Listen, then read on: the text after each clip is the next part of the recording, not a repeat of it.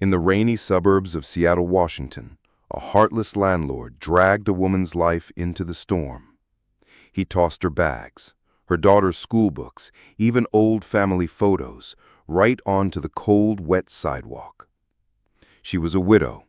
Her little girl stood beside her, trembling, too young to understand why kindness had disappeared. No neighbors helped. No one asked why. Some peered out from behind curtains. Others walked by, heads down. But then, a military truck slowed to a stop, and a German shepherd inside began barking, not at the cruelty, but at the woman.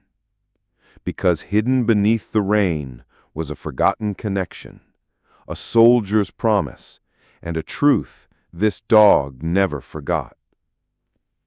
It had been just another early morning for Jake Carter, a retired Marine now living quietly on the edge of Seattle. His only companion was Shadow, a loyal white-gray German shepherd who had served beside him in Afghanistan. The rain had been steady all morning. Jake had driven out to get groceries, but mostly to clear his thoughts. Shadow lay quietly in the passenger seat until suddenly he stood up, ears alert, and growled low in his throat. Jake glanced over. "What is it, buddy?" Shadow barked and pressed against the window, eyes locked on something ahead. Jake slowed the truck and looked. That's when he saw her. A woman soaked in the rain, standing helpless as a landlord screamed at her. Her daughter clung to her, holding a soaked teddy bear, her cheeks streaked with tears. Jake pulled over, stepped out into the rain, and approached. "Ma'am, do you need help?" The woman looked up. Her face was pale, eyes tired. "I'm Emily Scott, and this is my daughter, Sophie. I lost my job last month. We couldn't pay rent. He kicked us out." The landlord shouted again, calling them freeloaders, warning Jake to stay out of it. Jake ignored him. "Come on," Jake said gently. "Let me help you." He helped them gather their things, stuffed animals, books, a suitcase with broken wheels, and loaded them into his truck. Shadow stayed near Sophie, never barking now, just watching, as if he understood. Back at Jake's modest home, he handed Emily a towel and made hot cocoa for Sophie. Emily sat, wrapped in a blanket, her hands trembling. Sophie curled up next to Shadow, who lay protectively beside her, as if guarding her already. Then something unexpected happened. Shadow walked over to Emily. He sat, then raised his paw, a slow, solemn salute. Jake froze. He hadn't seen that gesture in years, not since the battlefield. That salute was something Ben taught Shadow during deployment. Ben, Jake's best friend. Ben who never made it back. Jake's voice cracked. What was your husband's name?"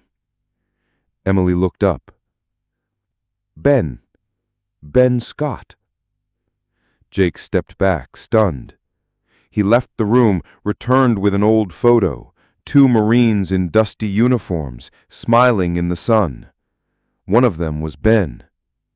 Emily covered her mouth, her eyes welling with tears. "That's him. That's my Ben." Jake sat down slowly, almost whispering. "He was my brother in arms. We served together. He saved my life." Jake remembered that day on the battlefield, the ambush, the chaos, and how Ben took a bullet that should have hit him. He remembered the promise they made in the desert, under a star-filled sky, that if one of them fell, the other would look after their family. And now, here she was, right in front of him, with a daughter Ben never got to meet. Emily shared more. After Ben's death, his family turned cold. His brothers had taken everything, his savings, his benefits, even the house. They said I didn't deserve any of it, that I wasn't really family. Jake clenched his fists. Did you have any documents, anything to prove what Ben left you? I think they're gone. Maybe in our old rental house, but we searched before and found nothing. Jake stood. Let's try again, this time with help. That evening they returned to the small rental unit. The landlord sneered but let them in, muttering under his breath. They searched room by room. Drawers, closets, behind furniture. Nothing. Then Shadow barked loudly at a corner of the attic. Emily hesitated. That's just where we stored junk, old boxes. But Shadow wouldn't stop. Jake climbed up and opened the dusty box. Inside, documents. The deed to Ben's original property, letters, military pension forms, a handwritten note from Ben himself naming Emily and Sophie as his only beneficiaries.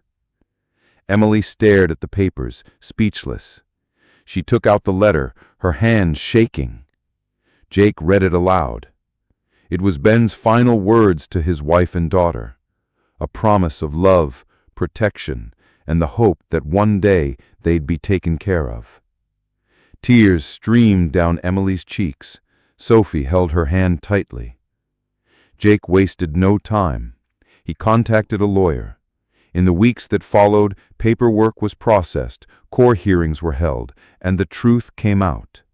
Ben's brothers were ordered to return everything they had stolen.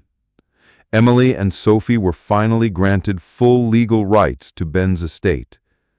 They moved into the home that always belonged to them, a place that held memories and now new beginnings. Jake visited often. He helped fix up the house, painted Sophie's new room, and built her a small playhouse in the backyard. Shadow stayed with them for long stretches, almost refusing to leave.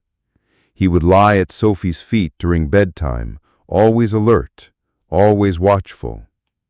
Jake felt something heal in him, a piece of his past made right. He hadn't just fulfilled a promise. He had found family again.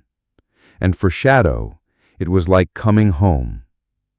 And so what started with a storm ended with a home restored, a promise remembered, and a dog who never forgot the man he once served beside.